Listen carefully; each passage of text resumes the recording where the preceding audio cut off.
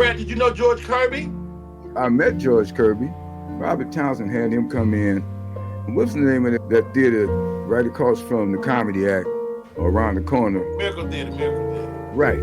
Well, they had him over there, and they're going to let him be the headline. He go on last. But he was old, and it was cold. It was cold in there. So I went over there. I said, Rob, you got to let Dad go on next, man. It's too cold in here. He's too old for that.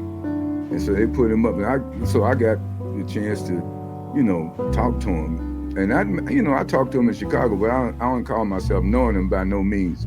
But, he was polite. He had seen me on stage. He knew I was a comic.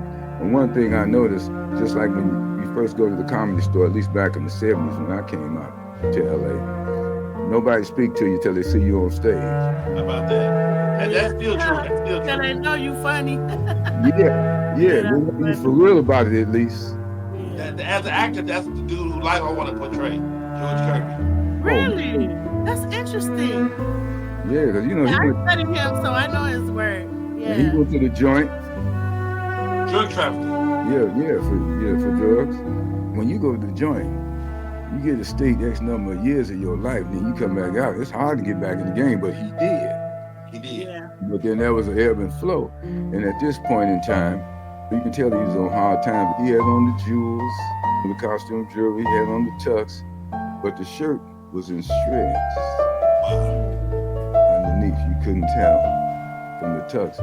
But that's the reality of the life. Wow. Yeah.